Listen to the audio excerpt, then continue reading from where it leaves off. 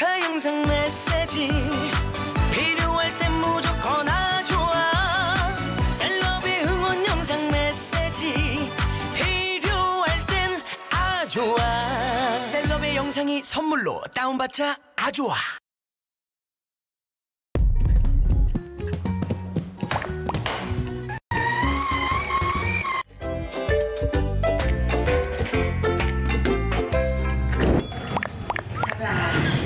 얘들아, 아랫집 아줌마가 엄마한테 감사해야 한다고 전해드려. 네, 아줌마. 엄마, 아랫집 아줌마가 고맙대. 지금 바로 제로블럭 검색하세요.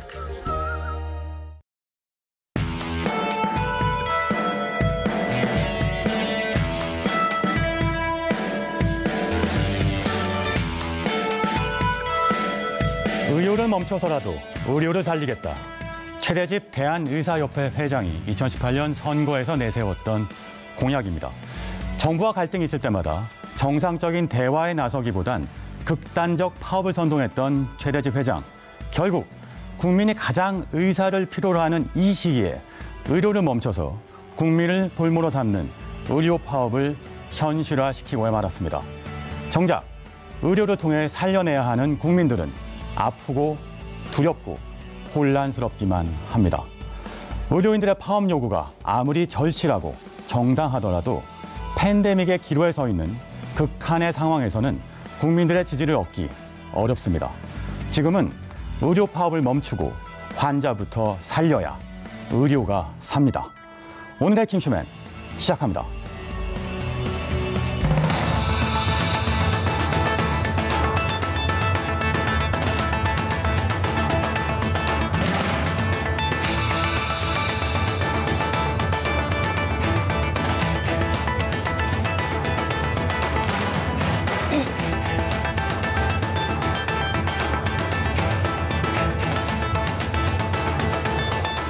네, 오늘은 킹슈맨의 강유정 의원 모셨습니다. 안녕하세요. 안녕하세요, 강유정입니다. 네, 오늘 아침에 전해진 소식이 있던데 BTS 소식이죠? 좀 전해주시죠.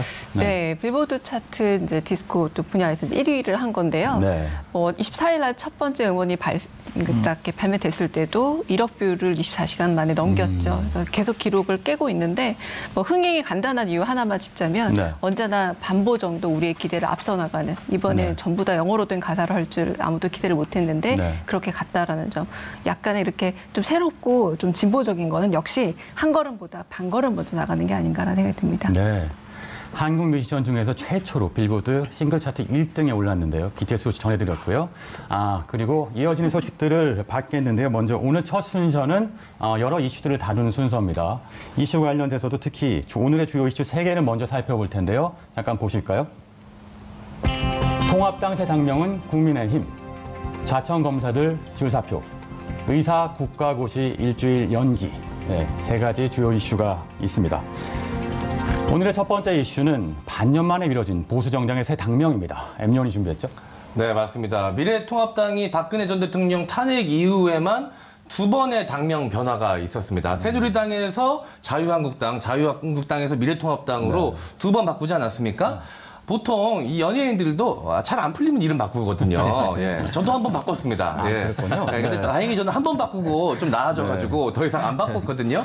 근데 이런 개명의 힘이군요. 개명의 힘. 네. 이런 취지인지는 모르겠으나 이 미래통합당도 이름을 자주 바꾸고 있습니다. 그런데 바로 어제 김종인 위원장이 3번째 이름 바꾸기 챌린지에 돌입했다는 소식입니다. 네.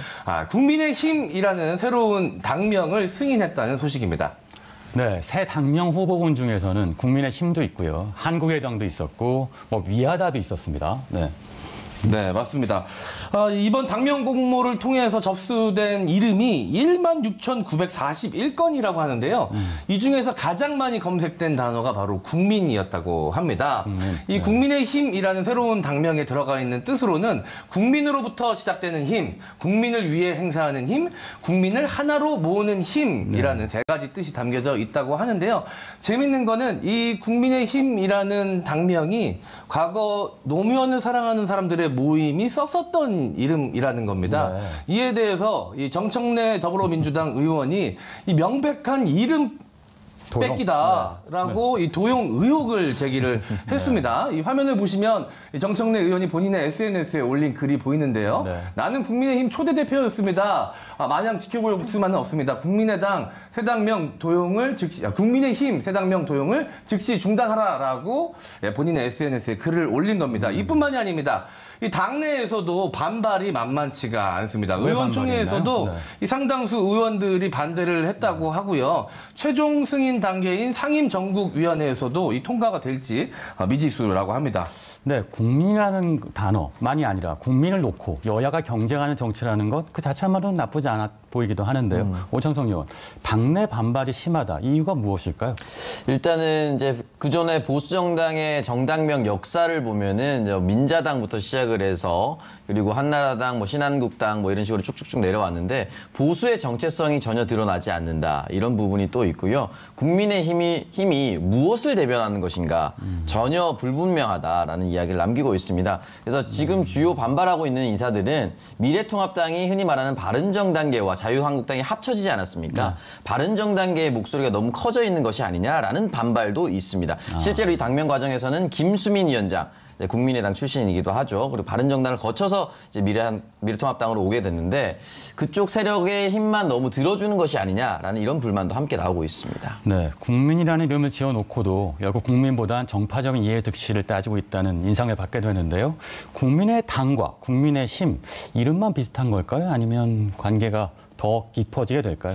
일단 이 이름이 비슷하기 때문에 언젠가 안철수 대표가 끌고 있는 국민의당과 합당을 염두에 둔 것이 아니냐. 실질적으로 이제 주호영 원내대표가 최근에 언론 인터뷰를 통해서 내년 서울시장 안철수 대표와 함께하고 싶다라는 공개 러브콜을 계속해서 보내고 있지 않습니까? 네. 그런 의미에서 이제 국민이라는 이름을 넣어서 국민의힘, 국민의당 비슷하게 만들었다라는 의견도 있고요. 또 그것과는 무관하게 어차피 합당하게 된다면 그 당시 가서 또 새로운 당명으로 바꿀 것이다. 네. 왜냐하면 안철수 대표의 위신을 세워주기 위해서는 결국 당대당 통합을 해야 됩니다. 만약에 그냥 국민의힘으로 들어가게 된다면은 흡수 통합이거든요. 그런 카드를 안철수 대표가 받지 않을 겁니다. 그렇기 때문에 전혀 무관하다라는 이야기도 나오고 있습니다. 이 국민의힘 뒤에 당을 붙일 줄 알았는데 붙이면 안 된다고 하더라고요. 그냥 국민의힘이래요.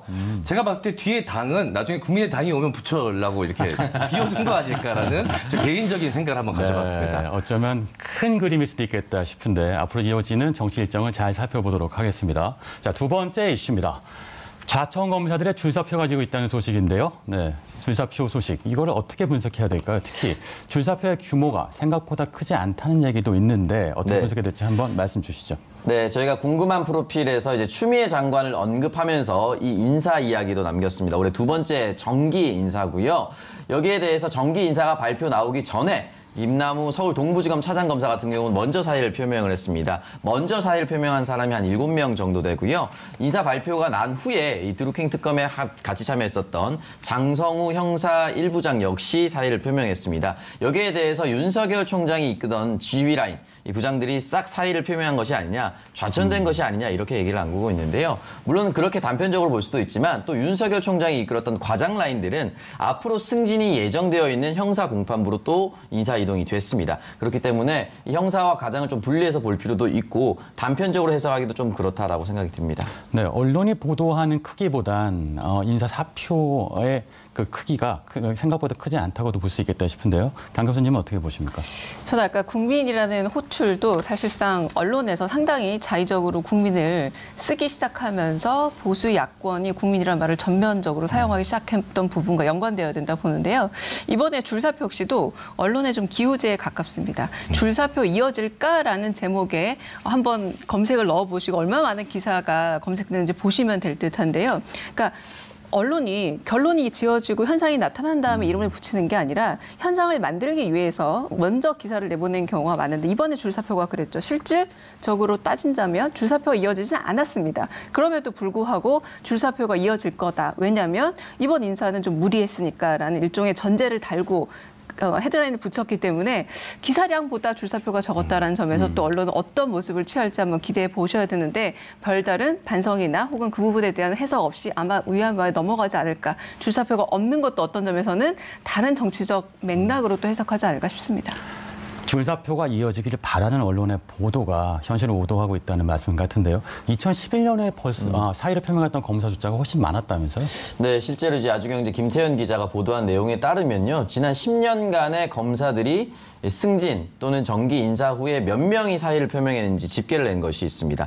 2011년 MB 정권이었죠. 총 104명이 사의를 표명했고요. 이 중 40명은 고검 검사급입니다. 흔히 말하는 고위 간부급이라고 예상을 할 수가 있죠.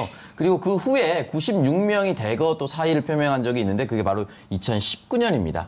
근데 2019년에는 어떤 일이 있었냐? 윤석열 총장이 서울중앙지검장에서 검찰총장으로 승진을 했습니다. 이때 인사 단행이 되기 전에 20명이 사의를 표명했어요.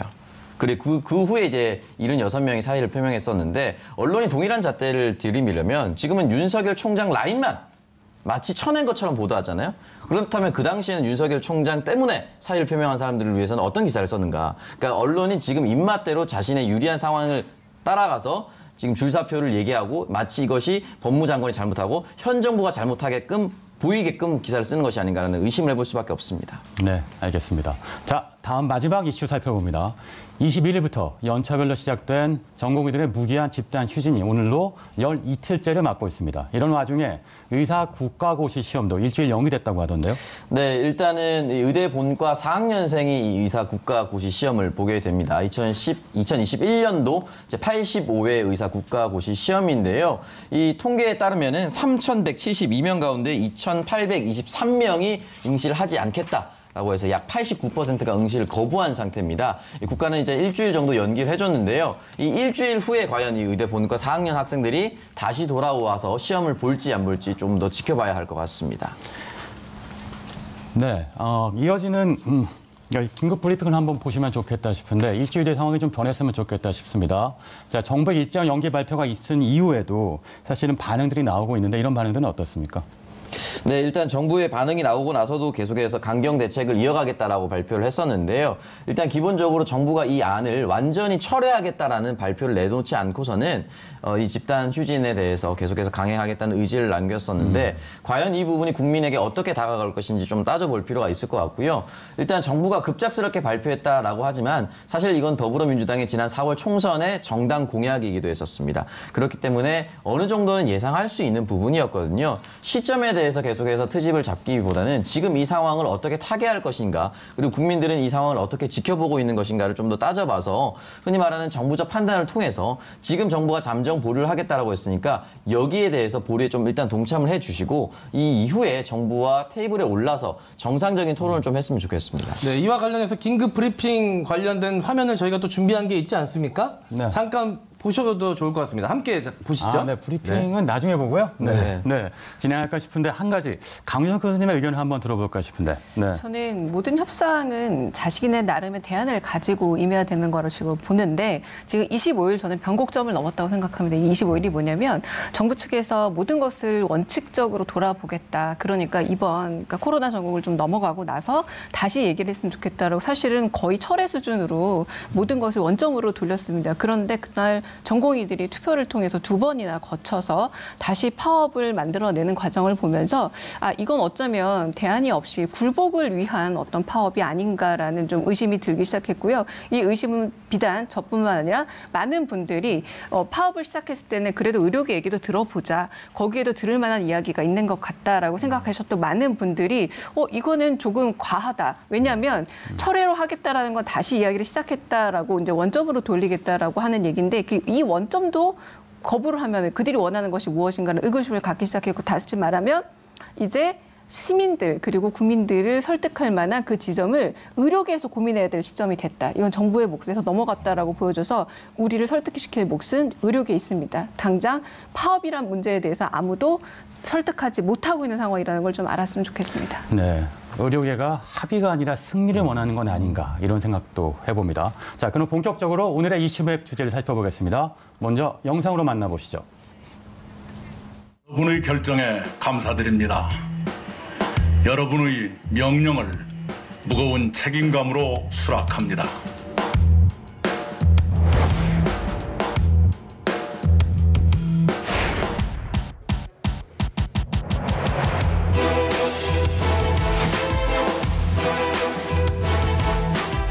원칙은 지키면서도 야당에 양보할 것은 양보하는 원칙 있는 협치에 나서겠습니다. 야당에 요청합니다. 방역과 경제사회 지원에 협조해 주십시오.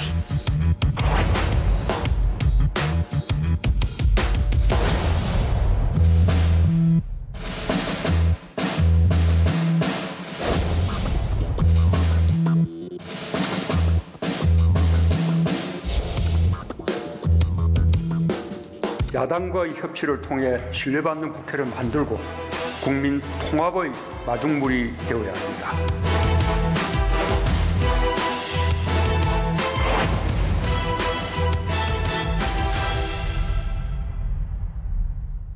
오늘 주제 바로 첫 발을 뗀 이낙연 후와 국회 협치입니다. 다양한 연관 키워드가 뜨고 있는데요. 통합당 안 갈 거죠? 공식 일정 돌입, 법사위원장을 달라, 극우 선긋기, 첫 시험대, 연관 키워드들이 많이 있습니다. 협치와 관련해서 이런 여러 가지 이슈들이 오고 가고 있는데 오창석 의원 설명 부탁드립니다. 네, 일단 먼저 이낙연 대표와 김종인 비대위원장의 인연을 조금 더 살펴볼 필요가 있습니다. 굉장히 오래전부터 거슬러 올라가는데요. 이낙연 대표가 이제 동아일보 기자 재직 시절부터 인연이 있었다라고 합니다. 그 당시 전두환 정권이었는데요. 이 전두환 씨 정권 때 이 금융실명제를 연기한다라는 내용을 가장 먼저 이제 동아일보 기자였던 이낙연 기자에게 전달한 그 취재원이 바로 김종인 비대위원장이었다고 합니다. 그 덕분에 이제 특종을 할 수가 있었고 그때부터 지금까지 충분한 교류를 해왔고 네. 오늘 아침 뉴스공장에서도 이낙연 대표가 스스로 밝혔듯이 본인 스스로는 굉장히 가깝게 생각한다. 라고 이야기를 남겼습니다. 네, 오늘 아침 뉴스공장에 출연해서 관련 이슈를 얘기를 많이 했는데 이낙연 대표 쪽에서 그리고 관련돼서 김종인 위원장하고 인연도 얘기했습니다. 가깝다고 생각하는지 모르겠다. 뭐 이런 식의 거리를 두는 얘기도 했던 것 같은데요. 네, 그러니까 역시 관련돼서 많은 이슈들이 오고 가고 있는데 네. 그 이낙연 대표가 기자 시절에 전두환 정부가 금융실명제를 연기할 것 같다라는 이 특종을 낸 적이 있었는데요. 이 소스가 김종인 위원장을 통해서 나온 것이다라는 이야기가 있더라고요. 예, 그만큼 둘 사이에 이 특정 소스를 공유할 만큼 사이가 좀 가까웠다라고 볼 수가 있을 것 같은데요. 이낙연 대표가 지난 총선을 앞두고 이 김종인 위원장을 한번 찾아간 적이 있었다고 합니다. 이때 당시에 둘 사이에 나눴던 대화가 굉장히 재미있습니다. 김종인 위원장이 통합당으로부터 총괄 선대위원장 자리를 제안을 받았을 때였거든요. 이때 당시 이낙연 총리가 온다라는 이야기를 들은 김종인 위원장이 이렇게 이야기를 했다고 합니다. 또 오셨어? 라고 이야기를 했다고 하고요. 이낙연 대표는 찾아가서 이렇게 얘기했다고 합니다. 이번엔 저쪽 안 갈 거죠? 라고 이렇게 미래통합당 이야기를 하는 거죠. 당시 고민하고 있던 김종인 위원장에게 이렇게 대놓고 물어볼 정도로 대단합니다. 우리 이낙연 대표. 예. 네, 특히 이낙연, 김종인 두 사람의 인연은 언론에서 많은 조명을 받고 있습니다. 두 사람의 40년 인연이 협치에 어떤 영향을 줄지 이 부분에 주목하고 있는 것인데요. 강희정 의원. 질문을 잘해야 된다고 생각을 합니다. 그러니까 뭐냐면 협치라는 말 자체가 우리 전에 어떤 얘기를 했는지 안타깝게도 의회 독재라는 말까지 나왔어요. 그 상황에서 협치를 얘기할 때는 어떤 점에서 지금 훨씬 더 여당이 많은 의원수를 가지고 있는데 절대적으로 양보만을 바라는 의미에서 협치에 여기서는 안 된다라는 생각이 첫 번째 들고요. 한편으로는 정치인에 대해서는 무게감이라는 표현을 씁니다. 그래서 김종인 대표와 지금 어떻게 보자면 비상대책위원회 체제라고도 할 수 있을 텐데 김종인 대표와 이낙연 그 당대표의 정치적 무게감을 똑같이 두는 언론의 속셈이 뭔지도 저는 묻고 싶습니다. 어떤 점을 이렇게 똑같이 두고 그래서 그 다음에 바로 나온 질문이 뭐냐면요. 김종인 대표가 지금 그래서 대권에 나올 것인가라는 생뚱맞은 질문이 나오고 있어요. 이는 다른 말로 하자면 이낙연 대표는 언제나 지금 우리가 당권 도전자로서 암묵적 합의가 이런 상태인데 은근슬쩍 같은 무게로 둠으로써 김종인 대표를 같은 대권 주자로 만들려는 어떤 점에서 언론의 속셈이 있지 않나라는 저는 개인적인 생각이 있기 때문에 그 다음 질문에 대해서 좀 질문을 잘해야 되지 않을까. 언론이 어떤 점에서 언론 소비자분들도 질문에 속아 넘겨간다기보다 질문이 담고 있는 여러 가지 함의를 좀 생각해 봤으면 좋겠고요. 40년 전의 인연을 저는 강조하는 것도 굉장히 다르다고 봅니다. 40년 사이에 두 사람의 정치적 무게는 굉장히 달라져 있고 그 기자로서 소스를 받는 입장과 그 당시에 일종의 책임자로서 뭔가를 전달해주는 입장은 지금 그렇게까지 복귀할 필요는 없는 문제라고 저는 생각합니다. 네, 오랜 인연과 협치는 좀 다른 문제일 텐데요. 협치라고 하는 것이 꼭 거대 여당이 무언가 양보해야 되는 것이라고 정리하는 것, 이것도 언론의 프레임이라는 말씀 같습니다. 자, 오늘 이슈맵에서는 이낙연 후보와 국회 협치를 주제로 얘기를 나누고 있는데요. 그와 관련된 두 번째 연관 키워드, 법사위원장을 달라입니다. 코로나19 확진자 발생으로 셧다운됐던 국회가 어제부터 다시 문을 열었는데요. 상임위 배분 문제가 다시금 여야 갈등의 쟁점으로 떠오르고 있습니다. 이건 왜 그럽니까? 네, 주호영 통합당 원내대표가 지난 25일이었습니다. 국회 원내대책회의에서 법사위원장 원상복귀 발언을 했습니다. 그리고 이낙연 대표가 당선되자마자 이 본인의 SNS에 진정한 협치는 국회 부의장과 상임위원장 배분 문제라고 언급을 하면서 또다시 논란이 생기게 된 것입니다. 상임위원장 배분 문제, 오찬석 의원은 어떻게 분석하십니까? 네, 일단은 이제 상임위원장 배분 문제에서 가장 핵심은 결국 법사위원장이었었죠. 87년 이후에 야당이 법사위원장을 받는 것이 이제 관행이었다, 이렇게 얘기를 했는데, 이번에 조금 달라진 것이 민주당 의원이 달라졌다기보다는 그 민주당 의원을 지지하는 민주당 지지자들의 입장이 많이 바뀐 것이죠. 야당에게 계속해서 법사위를 넘겨주다 보니까 집권 여당으로서 책임 있는 정책을 실현해야 되고 법안을 통과해야 되는데 이 법사위라는 길목을 틀어막고 원하는 법안을 통과시켜주지 못하고 이유 없이 시간을 끌었다. 네. 흔히 말하는 유치원 3법 같은 경우도 여야를 무관하게 진보와 보수와 무관한 문제들도 막았었단 말이죠. 그렇기 때문에 이번에는 더불어민주당이 만약에 총선에서 승리한다면 법사위원장 뺏기지 말아야 된다는 의견을 많이 남겼었죠. 여기에 대해서 주호영 원내대표는 그동안의 관행을 지켜달라고 얘기를 하고 있는 것이고요. 민주당 입장에서는 사실 여기에 대해서는 사실 재론의 여지가 없다라고 강하게 선을 긋고 있는 입장입니다. 네, 그럼 법사위원장을 내놓을 수 없다는 입장을 확고한 것 같은데 그러면 그 다음엔 만약에 거래, 협치가 이루어진다면 뭐 어떤 조건도 가능할 수 있다고 예상하십니까? 일단은 법사위원장을 가지고는 정치적인 협상이 저는 불가능할 것이라고 생각을 하고요. 다만 민주당이 처음에 원구성 협상을 할 때 상임위원장 배분을 둘러싸고 의석수의 배분에 따라서 11대 7로 나누자라는 얘기를 했었습니다. 그렇다면 나머지 7석을 다시 내줄 수 있는 것은 민주당 입장에서 생각을 해줄 수가 있는데 네. 여기는 법사위가 분명히 안 들어가겠죠. 근데 민주당에서는 많은 신호를 보낸 적이 있습니다. 문화체육관광부 장관을 지냈던 네. 도종환 장관을 문화체육위로 넣어서 상임위원장을 맡게 했고요. 농림부 장관을 했었던 이계호 의원을 또 농해수위 위원장으로 임명을 했습니다. 사실은 이 상임위원장은 국정감사 때 이 정부기관을 상대로 감사를 벌여야 되기 때문에 감사의 대상이 상임위원장이 되는 것이 말이 되느냐라고 주호영 원내대표가 얘기를 했는데 이건 민주당의 사인이라고 저는 해석이 되거든요. 결국 원한다면 이 자리는 언제든지 넘겨줄 수 있다라는 것이고 넘겨줄 때는 그냥 넘겨주는 건 말이 안 되겠죠. 대표가 바뀌었다고 해서 그전 대표가 했었던 일을 그냥 뒤집는다 그러면 민주당 지지자들 입장에서도 말이 안 될 것이고요. 결국 이 7개 정도의 위원장을 내주기 위해서는 공수처법 통과 정도의 빅딜 정도라면은 아마 성사될 수 있지 않을까. 네. 그 이외의 법안에서는 굉장히 어려울 거라 저는 생각이 듭니다. 네, 협치라고 하는 것 단지 양보의 정치거나 또는 인연의 정치가 아닐 겁니다. 아마 상대방이 무엇을 원하는지를 알고 있는 기브앤테이크의 고수의 정치가 아닐까 싶습니다. 오늘 협치 관련해서 많은 댓글들이 올라오고 있을 것 같은데요. 유튜브 댓글 상황 한번 살펴볼까요? 네, 제가 댓글 상황 알려드리도록 하겠습니다. 지금 수많은 댓글이 올라오고 있습니다. 역시나 근데 오늘도 역시 가듀정 예, 이야기가 많습니다. 예. 지금 뭐 지분이 상당하십니다. 거의 한 90% 지분을 가져가셨어요. 예. 굉장히 배 아픕니다. 예. 자, 오늘 뒤에도 재밌는 방송이 하는 날이라 잘 버티고 있습니다. 아이고, 이거는 예, 버틴다는 표현은 좀 마음에 안 드네요. 예. 자, 이 네 조합이 최고네요. 강유정, 시사, 맛집, 가듀정이라는 댓글도 올라와 있고요. 네. 오창석 의원에 대한 긍정적인 평가가 굉장히 많습니다. 오창석 의원 잘생겼다. 조금씩 더 어려지는 듯. 네. 키가 더 작아지고 있다는 얘기죠. 예. 예. 부잣집 초등학생 양복 입혀놓은 것 같다. 네. 네. 그리고 진료 거부 빨리 끝났으면 지인 수술이 밀려 있어요. 라는 댓글도 있고요. 조금씩 편해지고 있습니다. 방송 매력 있어요. 라고 글을 올려주셨습니다. 네, 지금까지 킹슈맨 유튜브 상황 전해드렸고요. 다음 순서는 MC 장원과 오창석의 티키타카 뉴스입니다. 네, 시사도 재미있어야 한다. MC 장원과 오창석의 티키타카 뉴스. 오늘의 주제도 제가 자체 BGM으로 시작해 보도록 하겠습니다. 빠밤! 네. 거리두기 2.5단계 시행, 수도권은 지금이라는 주제입니다. 네, 첫 번째 티키타카 뉴스입니다. 코로나19를 막기 위해서 다들 집에 있어달라는 이 정은경 질병관리본부장의 부탁으로 지금 수많은 시민들이 집콕하고 있지 않습니까? 우리의 이 멋진 시민들.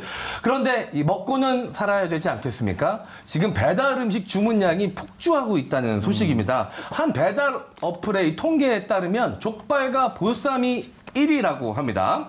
네, 역시 이 집콕에는 국입니다. 이 집콕도 열량 소비가 상당하거든요. 그래서 이 보쌈이랑 족발 먹어줘야 됩니다.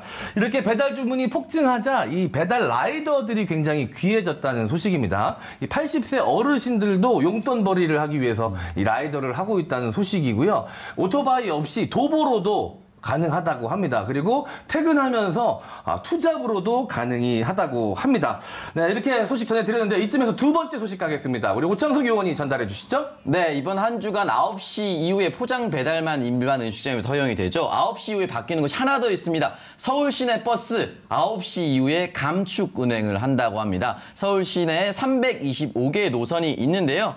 이 중에 20%는 이제 감축 운행을 진행한다고 하는데 중요한 것은 이렇게 감축 운행하면 버스로 사람들이 몰려서 더 빨리 가면 되는 것이 아니냐라는 이야기가 드는데요. 20개의 혼잡 노선과 심야 버스 그리고 마을 버스는 제외되고 그리고 택시와 지하철은 그대로 운행되니까 이 점을 꼭 명심해 주시길 바랍니다. 네, 다음 티키타카 뉴스는 제가 또 전달해 드리도록 하겠습니다. 내일 모레가 무슨 날인지 다들 아십니까? 무슨 날인가요? 네, 다들 모르고 계시군요. 굉장히 중요한 날입니다. 이 고3 수험생들 그리고 수능을 앞두고 있는 재수생, 삼수생분들 수능 원서 접수일입니다. 자, 이 관련 뉴스에 대해서 이 밑에 댓글들이 많이 달렸는데요. 가장 많이 달린 댓글 중에 하나가 수능 진짜로 치러지나요? 제 날짜에 하는 거 맞나요? 라는 댓글이 아직까지도 많이 달리고 있다고 합니다. 네, 맞습니다. 수능 제 날짜에 진행이 됩니다. 12월 3일이고요.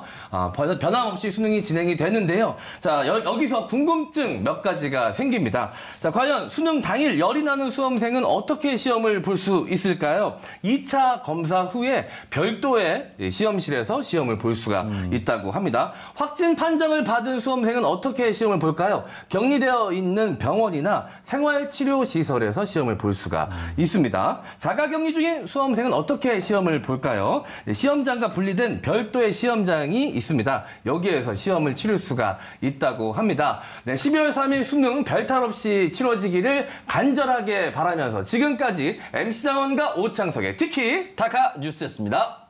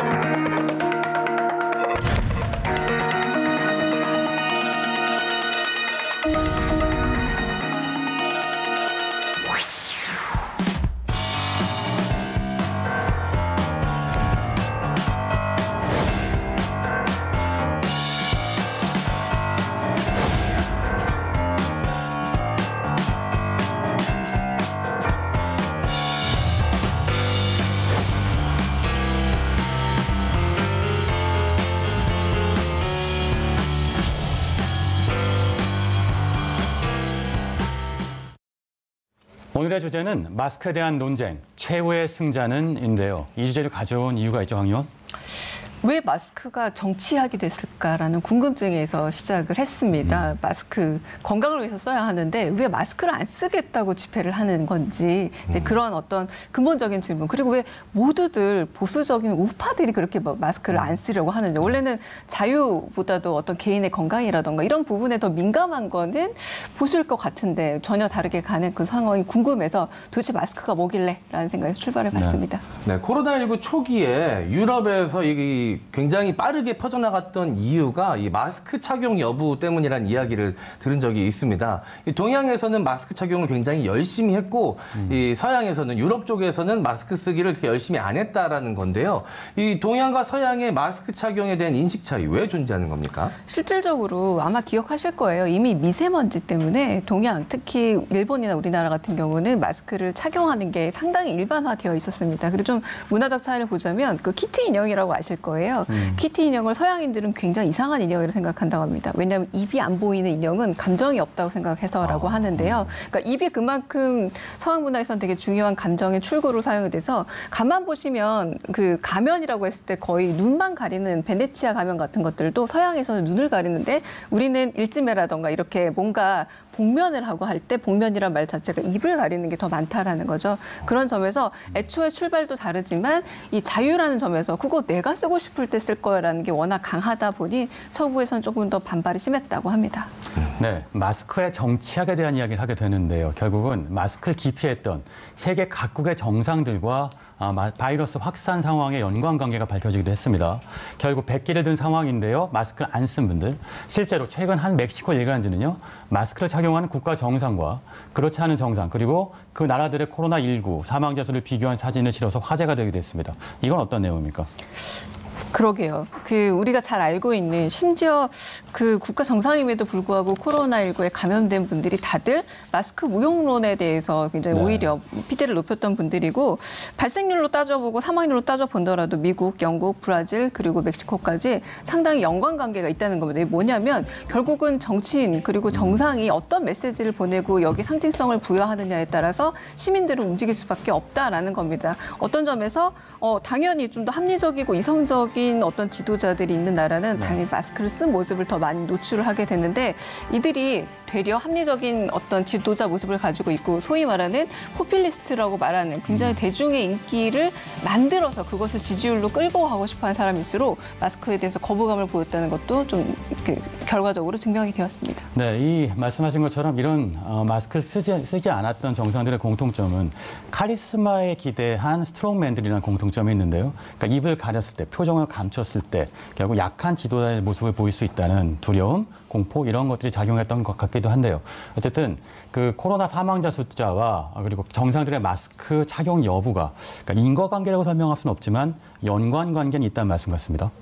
이 전문가와 과학에 맡겨야 될 영역입니다. 그런데 그 부분에서까지도 카리스마 전쟁을 하고 있는 거죠. 훨씬 더 나의 정치적인 말이 더 압도적이다라는 건데 저는 이 부분에서 어떤 점에서 종교적인 압도적 카리스마에 의존한 그런 어떤 모습과도 연관이 되죠. 정광훈 집회도 마찬가지였고요. 그런 점에서 지도자는 좀 그런 종교 지도자와 좀 다른 모습을 보여야 되는데 현재 포퓰리즘에 의존한 그런 카리스마형 지도자들을 보면 사실 종교 집회와 거의 다를 바 없는 자신의 추종자들을 원하고 있고 그런 부분에서 질병의 악화 사태가 별로 도움이 되지 않는다라고 생각하는 듯합니다. 게다가 지지율과 함께 민주당 지지율과 공화당 지지율과 함께 마스크 착용률이 이렇게 연동되는 걸 보자면 확실히 어떤 점에서 이게 정치 영역화 이미 됐다라고 볼 수 있을 듯합니다. 네, 그런데 코로나19가 장기화되면서 마스크 착용 의무화 등 코로나 제한 조치를 두고 유럽에서는 반대 목소리가 다시 커지고 있습니다. 마스크를 쓰지 않을 자유를 달라는 얘기인데 이건 또 무슨 얘기입니까? 저는 가능한 얘기라고 생각해요. 그러나 안전벨트 왜 매야 됩니까? 라는 질문을 거꾸로 던지고 싶습니다. 안전벨트 매지 않아서 사고 나면 사실은 운전자가 가장 많이 다침에도 불구하고 우리가 어느 정도 가해자가 될 수 있는 여지가 있기 때문에 범칙금까지 물고 있다라고 본다면 이게 감염병 사태이고 타자에 대해서 영향을 미칠 수 있다는 어떤 전제가 자유보다 앞서야 하는데 가령 최근에 프랑스에서도 마스크 착용이 개인의 자유 위배된다. 그리고 독일에서도 위배된다라고 해서 시위를 했는데 그때 보셨을지 모르겠지만 독일에서도 나치에 대한 어떤 상징계가 같이 그곳에 걸려 있다라는 겁니다. 어떤 점에서 자유라는 의미가 어느 정도 좀 왜곡되어 있는 상황에서 자유와 마스크가 연동이 되고 있기 때문에 이 부분에 대해서 좀 극단적으로 가고 있는 것이 아닌가라는 생각이 들기도 해요. 우천성 의원도 궁금한데요. 마스크를 쓸 자유, 쓰지 않을 자유, 그런 그게 자유라고 인정받을 수 있을까요? 글쎄요, 이제 동서양의 차이를 말씀해 주셔가지고 정확하게 표현하기 좀 어려운데 일단 기본적으로 개인 방역에 대해서 어떻게 해야 되는가에 대한 인식이 좀 많이 다른 것 같아요. 일단은 예전과 다른 게 상하수도 정비를 하고 나서 많은 사람들이 건강해졌다 이런 통계가 있습니다. 예전에 그 향수라는 영화를 보면 그게 잘 드러나는데 프랑스 형제 같은 경우는 이 상하수도 정비 전에는 엄청난 역병이 돌았고 이걸 국가가 해결해 줬거든요. 네. 그러니까 이제 개인의 방역이 아니라 국가의 영역으로 인식하는 것이 훨씬 더 큰 것이 아닌가. 근데 동양 같은 경우는 이제 국가의 영역도 있지만 결국은 개인의 영역이 훨씬 더 중요하다. 개인이 잘 챙겨야 되고 국가를 따라야 한다. 국가가 챙겨줘야 한다는 것과 국가를 따라야 한다는 인식의 차이가 좀 더 있는 것 같습니다. 네, 마스크 쓰지 않을 자유가 있긴 합니다만 그러나 이건 전염병에 관련된 문제잖아요. 마스크 쓰지 않음으로 해서 타인한테 피해를 준다면 그건 온전한 자유가 아니겠죠. 자, 유럽에서는 반마스크 시위가 있다면 한국에서는 좀 다른 사회 현상이 벌어지고 있습니다. 저희 킹슈맨이 대표적인 3가지 현상을 꼽아봤는데요.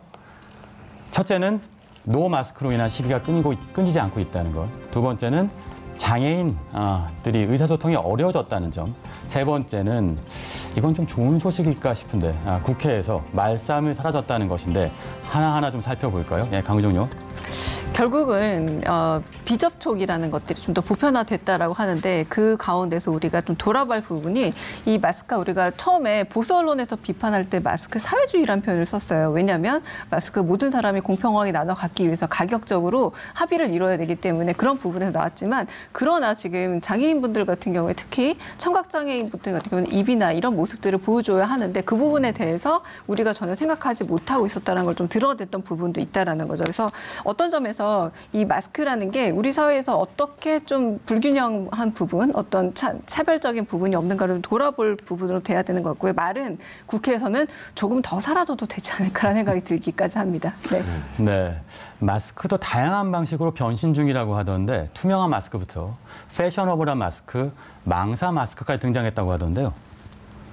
저는 여기서 한 가지 좀 봐야 될 게 아이들을 잘 보면 될 듯해요. 요즘에 마스크 줄이 유행인데 네. 어른들보다 아이들이 더 잘 착용하고 있거든요. 얼마 전에 어떤 유치원에서 감염 사례가 있었습니다만 마스크를 잘 착용하고 있었기 때문에 아무도 감염되지 않았다는 뉴스를 접하기도 했는데 패션으로 만든다는 건 잘 받아들인다는 건데 마스크를 받아들였기 때문에 패션화하는 거죠. 그래서 훨씬 더 젊은 층들 그리고 장애인분들도 왜 투명 마스크를 하느냐 필요하기 때문인데 그런 점에서 패션으로 만들었다는 것에서 계속 즐기고 있다는 건데 조금 더 50, 60대 분들 굉장히 요즘 시비가 많은 세대들이기도 한데 정치적으로 상당히 보수적인 세대들이기도 합니다. 변화라는 것에 대해서 나를 건드리고 감히 나에게 요구한다라고 생각하지 말고 정말 방역 주체로서 조금 패셔너블하게 적용해 보시면 어떨까라는 생각도 들긴 합니다. 네, 그 줄이 엄청나게 유행이더라고요. 그리고 여성분들 같은 경우는 공들여서 메이크업 했는데 마스크로 또 다 가려야 되는 상황이 생기기도 하고 뭐 여러 가지 좀 멋을 부려도 마스크 때문에 조금 느낌이 죽는다는 느낌이 있어서 이 줄로 그 욕구를 대체하는 경향이 있더라고요. 그래서 그 줄에 장식이 엄청나게 달려 있습니다. 네, 그 중동 여성들이 다 이제 가리다 보니까 속옷을 화려하게 입는다는 얘기가 있는 것처럼 이 줄로 이제 패션에 대한 욕망을 많이들 채우는 것 같더라고요. 그만큼 좀 일상적으로 받아들이고 있다는 느낌도 드는 것 같습니다. 네, 지난 패션 위크에서 계속 마스크 관련된 패션 아이템들이 계속 소개가 됐었거든요. 하지만 서구 사회 문화 말씀하셨지만 제대로 받아들여지지 못한 때문에 마스크를 패션 아이템으로 받아들이지 못하는 패션계의 현상도 발견되기도 했었습니다. 반면에 한국에서는 오히려 마스크를 패션화해서 젊은 층들이 받아들여지는 문화 이렇게 진화하고 있는 게 아닌가 싶은데요. 일단 마스크 줄 착용 말씀하셨는데 근데 전문가들이 좀 우려하는 상황이 좀 있긴 있어요. 마스크를 이제 줄에 걸다 보면은 입을 가려야 하는 곳이 이제 바깥으로 노출되는 경우가 있습니다. 그렇기 때문에 감염과 바이러스 전파를 막기 위해서 이 마스크를 하는데 이 줄에 매달고 나서 제가 사람이 입에 해당하는 부분이 만약에 바깥으로 드러났을 경우 외부에 감염이 될 수가 있기 때문에 이 부분은 각별히 좀 유의해달라는 전문가들의 의견도 있습니다. 네, 턱스크란 표현도 있죠. 턱에 마스크 달고 다니는 분들도 계시던데 그런 것도 피해야 할 것 같습니다. 자, 오늘 동서양의 마스크 논쟁 최우승자는 이란 주제로 마스크의 동서양 그리고 사회적 인식 차이, 사회 현상 그리고 심지어 세대 차이, 최신 트렌드까지 짚어봤습니다.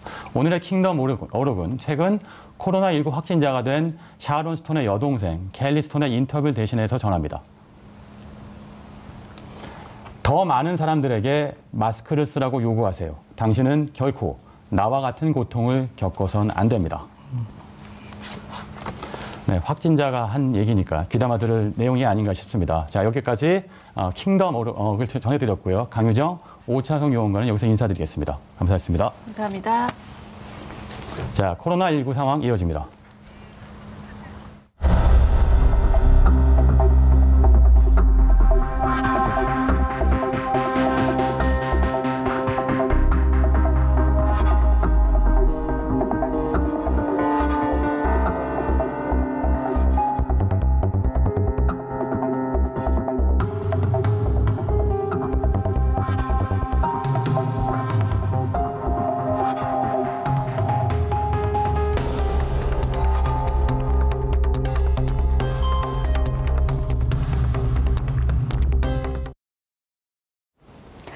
네, 코로나 퇴치본부 투캉스 강지연 의원입니다. 먼저 오늘의 코로나19 날씨 정보부터 살펴봅시다.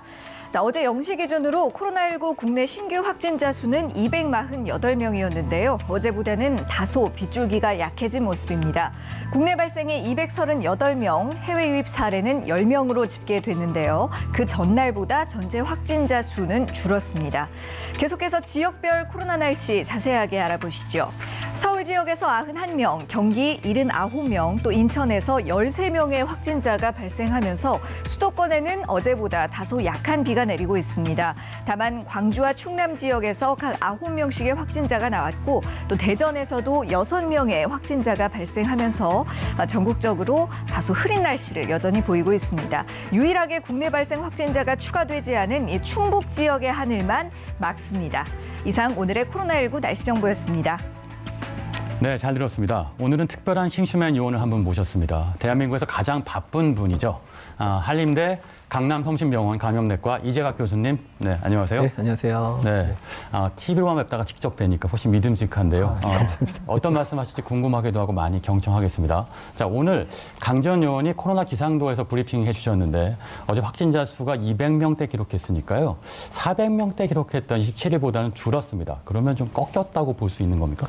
일단 다만 이제 어제 발표는 그 전날 일요일의 결과이기 때문에요. 그러니까 아직까지 좀 안심하기 좀 이를 것 같고요. 일요일은 검사 자체가 줄어들기 때문에 그래서 확진자 숫자를 따질 수는 없는데 이제 오늘 이제 확진자가 좀 있으면 발표가 될 것 같기는 한데 근데 오늘 내일 만약에 확진자 숫자가 한 200명대 또는 200명 미만으로 떨어지게 되면 일단 이제 2차 이제 2단계 사회적 거리두기 효과가 그나마 좀 나타나는 게 아니냐 이제 이 정도로 볼 수 있을 것 같습니다. 네. 지난 30일부터 거리두기 2.5단계 시행하고 있습니다. 거리두기 2.5단계의 효과 언제 나타날까요?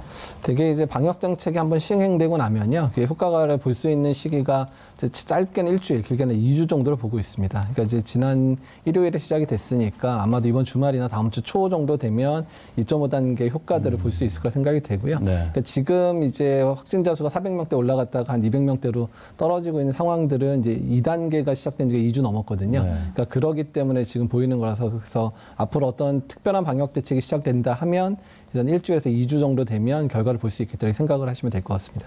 네. 그러니까 지금 당장 숫자가 줄었다고 해서 방심하면 안 된다라는 말씀 같은데요. 강지연 의원도 생각이 있으실 것 같은데요. 예, 그리고 그동안 상황이 계속해서 좀 반복돼 왔던 것이 이렇게 어떤 그 방역 강화로 인해서 1, 2주 뒤에 조금 상황이 나아지고 확진자 수가 줄어들면 또 어떤 이 방역 단계를 조금 완화하고 그러면서 또 악화되고 좀 이런 패턴이 반복되지 않았습니까? 네. 그래서 좀 확실하게 잡을 수 있는 타이밍을 늘 좀 놓치지 않나 이런 안타까움이 있었는데요. 이번에는 좀 1, 2주 뒤에 조금 사태가 좋아지더라도 조금 더 긴 안목으로 조금 더 신중하게 지켜보는 것이 필요하지 않을까 이런 생각도 들어요. 예, 뭐 맞는 말씀이고요. 어떻든 이제 뭐 그런 얘기가 있습니다. 기름값은 오를 때는 빨리 올리고 낮출 때는 천천히 낮춘다는 건데 이 방역의 수준도 약간 비슷하긴 하거든요. 일단 올릴 때는 강하게 올렸다가 효과가 나타나면 점진적으로 낮추는 이런 방식으로 접근을 해야 만약에 방역 단계를 낮췄는데 이제 국민들의 긴장감이 같이 떨어지게 되면 또 새로운 이런 유행들을 또 만들 수 있기 때문에 이제 그런 과정들을 좀 지켜봤으면 좋겠습니다. 예. 네, 현재 또 가장 우려되는 부분이 감염 경로가 불분명한 이른바 깜깜이 환자들 때문인데요. 이 비율이 20%가 넘었다고 하고 계속 늘어날 것 같기도 한데 어떻습니까? 네, 사실 깜깜이 감염의 가장 큰 문제가 되는 거는 그러니까 방역 당국이 이제 감염원을 찾지 못하고 있다는 것도 어쩐 면에서는 우리가 확진자가 발생을 하는데 접촉자를 최대한 못 찾아내고 있다는 얘기거든요. 그러니까 접촉자 중에서 일부가 이제 확인되지 않고 그런 분들이 가벼운 증상이라든지 아니면 지금 이제 무증상자로 남아있다가 다른 분을 감염시키게 되면 깜깜이 감염 숫자가 늘어나게 되는데요. 그러니까 깜깜이 감염이 많다는 얘기는 지역사회 가운데 우리가 알지 못하는 감염자가 상당히 많을 수 있다. 근데 그런 분들이 만약에 특정하게 어떤 집단 발병할 수 있는 데 들어가시게 되면 또 대규모 발병이 일어날 수 있으니까 이제 그런 위험성들이 있기 때문에 깜깜이 감염 위험성들을 말씀을 드리고 있습니다. 20%라는 숫자는 높은 편이라고 볼 수 있는 겁니까? 지금 방역 당국이 지금 현재 목표로 하고 있는 게 5% 미만이거든요. 근데 이미 5% 이상을 넘어간 지가 보통 5월 이태원 이후에는 계속 5% 넘어가고 있습니다. 근데 지금 20%는 지금까지 우리가 코로나 환자를 추적하는 과정 가운데서 가장 높은 상황까지 올라간 상황이라 그만큼이나 우리가 이제 위기감을 느끼고 있기도 합니다. 네, 심각한 상황이군요. 또 국내외 감염병 전문가들이 걱정하고 있는 부분이 있다던데요. 이건 바로 코로나와 독감이 같이 오는 이른바 트윈데믹이라고 합니다. 이것 역시도 우려할 만한 부분 같은데요. 예, 그렇죠. 그러니까 트윈데믹이라는 표현을 이제 좀 쓰기는 하는데, 그러니까 지금 보시면 알겠지만 조금만 경제 활동이 재개되면서 사람들이 느슨해지면 2차 유행이 오고, 뭐 3차 유행, 4차 유행도 올 수 있다고 얘기를 하는데, 이제 가을, 겨울에 이제 인플루엔자 유행 시기랑 그리고 이 코로나19의 유행이 갑자기 겹치게 되게 되면 이 두 가지 증상도 비슷하고 또한 이것에 의한 합병증도 대부분 폐렴으로 나타나기 때문에 이런 의료 체계에 상당한 부담감이 될 수 있을 거라 예상을 하고 있거든요. 이제 그런 이유 때문에 현재 인플루엔자 유행, 그다음 코로나 유행 겹치는 것에 대해서 상당히 걱정을 하고 있고 방역 당국도 이에 대해서 준비를 하고 있습니다. 네, 만약 정말 트윈데믹이 발생한다, 이건 어떤 상황에 노출되는 건가요? 퍼펙트 스톰에 가깝습니까? 이 상황에 따라 다를 수는 있긴 있는데, 그러니까 일단 이제 가장 큰 문제는 이제 환자 구분이 안 되는 문제죠. 그러니까 일단 이제 평상시 우리나라 인플루엔자가 좀 제대로 유행했다 그러면 연간 12월에서 보통 한 2월까지 200만에서 300만 명 정도의 환자가 발생을 한다고 합니다. 근데 코로나 환자도 만약에 겹쳐서 이렇게 발생을 하게 되면 일단은 이제 환자를 구분해야 되는 일선 의료기관에서 이게 코로나인지 아니면 이제 인플루엔자인지를 구분하기도 쉽지 않을 뿐더러 또 일선 의료기관이 이런 개인보호를 다 입고 진료를 하는 게 아니니까 검체 채취가 쉽지 않거든요. 이제 이런 문제가 생기는 거. 그렇게 되면 선별진료소에 너무 많은 환자들이 몰리는 그런 측면들도 있을 거고요. 또한 이제 합병증에 의한 부분인데 매년 겨울마다 인플루엔자 유행 시기에는 거의 중환자실이 한 자리도 없을 정도로 매년 이렇게 일종의 준재난 상황이 겨울에 벌어지고 있는데 거기에 코로나까지 겹쳐서 하게 되면 코로나에 의한 중환까지 넘쳐나게 되면 그러니까 우리가 이제 중환자들을 전혀 이제 치료할 수 없는 그런 상황이 벌어질 수도 있다는 거죠. 그래서 이제 그런 문제 때문에 이제 가을, 겨울에 이제 인플루엔자하고 코로나19를 어떻게 잘 막아내는가가 앞으로 숙제가 될 수 있다는 겁니다. 트윈데믹의 진짜 문제는 의료 대란까지 이어질 수 있다는 부분이군요. 네, 그렇습니다. 그러니까 의료 대란이 생기게 되면 많은 사람들이 이제 사망할 수도 있는 그런 상황인데 이게 인플루엔자로 사망을 하든 코로나로 사망은 똑같은 거잖아요. 이제 그 상황들을 어떻게 버텨낼 수 있는가가 앞으로 이제 의료 체계 숙제라고 할 수 있습니다. 네, 여기서 제가 교수님께 궁금한 게 하나 있습니다. 깜짝이야. 네. 너무 궁금해가지고요. 계속 틈을 보고 있었거든요. 오래 참으셨네요. 네. 엄청 오래 참았습니다. 제가 그 대학교 시절에 단 한 번도 교수님께 질문을 한 적이 없는데, 교수님께는 막 질문 욕구가 솟구칩니다. 예. 궁금한 게 있는데요. 요즘 사람들이 마스크도 잘 착용을 하고 손 씻기 운동도 굉장히 잘 시행이 되고 있기 때문에 그 관련돼서 전염병 같은 것들, 눈병 같은 것도 많이 없어졌다 그러고요. 제가 얼굴 만지는 버릇이 좀 있습니다. 그래서 얼굴에 뾰루지가 좀 많이 생겼어요. 근데 요즘에는 아무리 얼굴을 만져도 손을 자주 씻으니까 뾰루지 같은 게 잘 안 나거든요. 그러니까 독감도 같은 원리로 잘 안 생기지 않을까라는 저 개인적인 궁금함이 좀 있습니다. 위생 상태가 많이 좋아졌어요. 예, 아주 좋은 지적이고요. 그러니까 이제 우리가 이제 이런 것들을 이제 좀 되돌려 보려면 이제 예를 들어 설명을 드리면 이미 겨울철을 지나가고 있는 국가들이 있죠. 그러니까 남반구의 국가인 뭐 호주나 뉴질랜드의 사례를 보게 되면 인플루엔자의 유행 자체가 전년도보다 거의 4분의 1 수준으로 떨어져 있기는 합니다. 그러니까 아예 발생 안 하는 건 아닌데 발생을 했는데 거의 4분의 1 수준이면 엄청나게 작은 유행들을 현재 보이고 있거든요. 그래서 만약에 우리나라도 이제 가을, 겨울에 지금의 방역 수준이나 개인 생활 수칙을 잘 지켜나가면 예전보다는 인플루엔자 유행이 적을 거라고 예상을 하고는 있습니다. 근데 다만 이제 인플루엔자 유행 자체가 너무 이제 예측하기가 어려운 상황들이라 그러기 때문에 어쨌든 최악의 상황을 대비해서 준비는 해야 되겠다. 이렇게 얘기를 드리는 거죠. 네, 백신 관련된 걸 여쭤봐야 될 것 같은데 강지연 의원님 백신은 잘 알고 계시지 않나요? 뭐 잘 아는 것까지는 아니지만 저도 이 MU원처럼 그냥 궁금한 점이 네. 많아서 오늘 교수님께 좀 네. 여쭤보고 싶은데요. 우리가 아직 코로나 백신은 상용화 된 것이 없지만 이 독감 백신은 있잖아요. 네. 독감 올해는 평소에 뭐 매년 독감 접종을 챙겨 하지 않았던 분들도 올해는 무조건 다들 독감 예방 접종을 하시라. 예, 정부에서도 이렇게 권고를 하더라고요. 네, 맞습니다. 이제 보통 우리나라에서 이제 매년 독감 예방종 맞는 분들이 한 1,700만에서 2,000만 명이 맞고 있는데요. 올해 같은 경우에는 독감 예방종 수요가 더 늘어날 거다. 왜냐하면 코로나하고 독감이 구분이 안 되니까 독감을 더 많은 사람이 맞으면 일단은 이제 독감에 덜 걸리게 되면 코로나와 이제 독감을 막는 데 도움이 될 거다 얘기를 해서 올해 2,500만, 많게는 한 2,900만 명까지 접종을 하려고 그러고요. 일단 매년 맞는 무료 예방 접종도 범위가 확대됐습니다. 예전에 65세 이상 어르신하고 작년까지 이제 6개월에서 초등학생까지만 예방 접종을 정부에서 무료로 해줬는데 이번에는 중고생까지 합쳐서 모든 학생들과 이제 그 이하의 아이들까지 맞게 되고요. 62세 이상의 어르신까지 예방 접종이 확대가 됐거든요.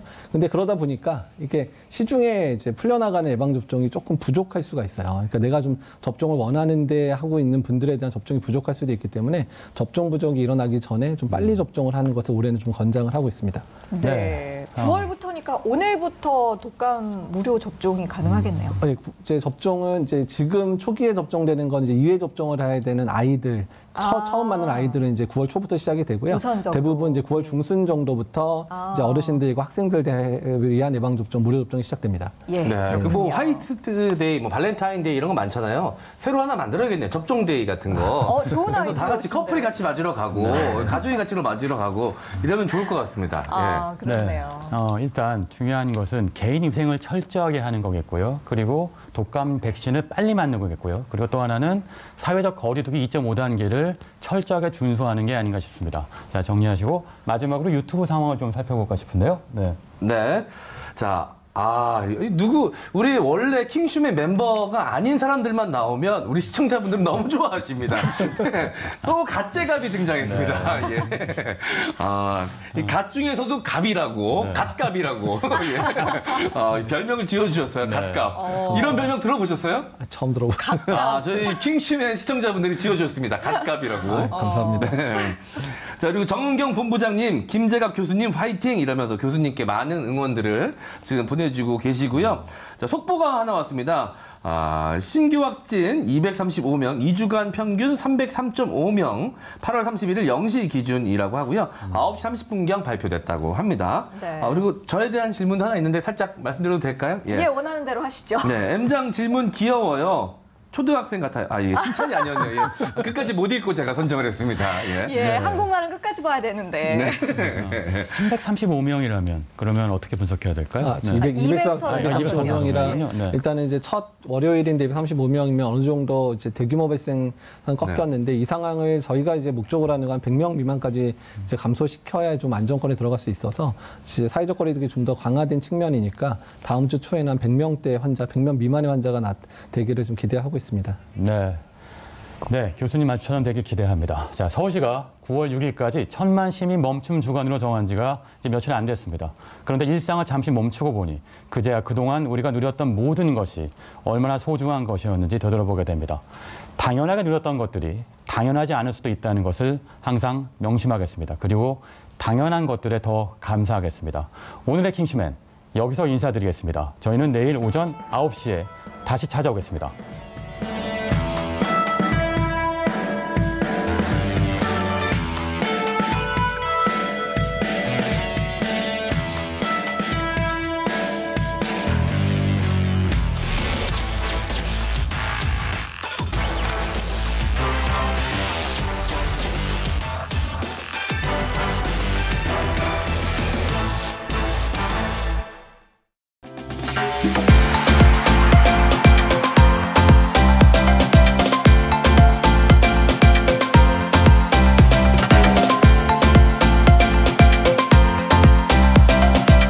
TBS